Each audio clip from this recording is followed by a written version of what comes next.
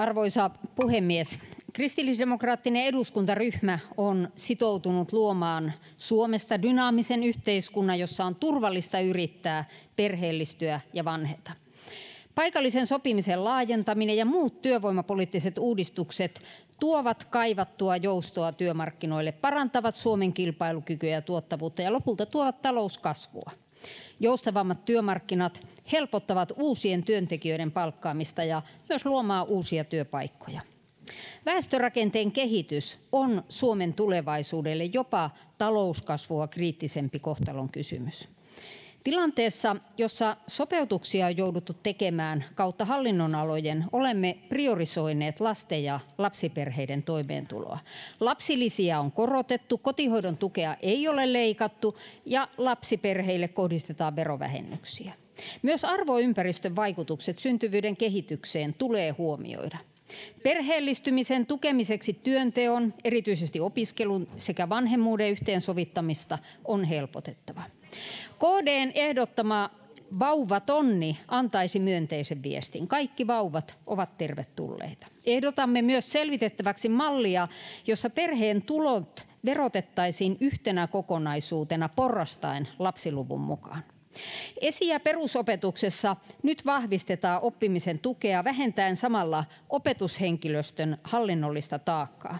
Uudistukselle on varattu lähes 100 miljoonan euron pysyvä rahoitus.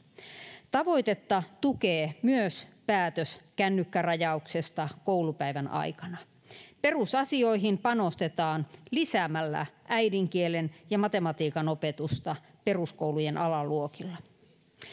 Alaikäisten väkivaltarikosten määrä on lisääntynyt huolestuttavasti, erityisesti alle 15-vuotiaiden kohdalla, joilla ei ole vielä rikosoikeudellista vastuuta.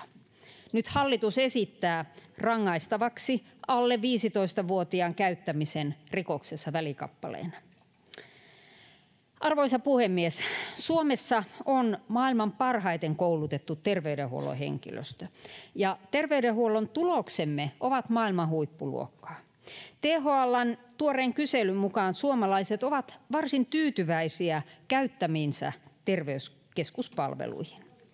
Terveydenhoidon suuri ristiriita on, että joudumme lääketieteellisin keinoin hoitamaan suurin kustannuksin sairauksia, joiden ennaltaehkäisyksi riittäisivät terveelliset ja järkevät elintavat.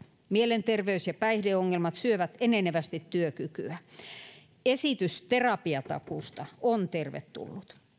Alkoholipolitiikan ensisijaisena tavoitteena tulee olla edelleen kansanterveyden edistäminen. Siksi ryhmämme haluaa edistää toimia, joilla voidaan vähentää päihdehaittoja. Väestö ikääntyy nopeasti ja palvelujen tarve kasvaa. Joka kolmas terveydenhuollon ammattilainen eläköityy seuraavan 10 vuoden aikana. On välttämätöntä jatkaa uudistuksia, joilla pystytään turvaamaan riittävä henkilöstö myös tulevina vuosina. Tätä tavoitetta tukee 65 vuotta täyttäneiden työhön kannustaminen 1 200 eurolla korotetulla työtulovähennyksellä. Terveydenhuollon tuloksellisuutta voidaan parantaa vahvistamalla ennaltaehkäiseviä ja varhaisen puuttumisen palveluja, esimerkkeinä ikäihmisten neuvolat tai lapsiperheiden kotipalvelut.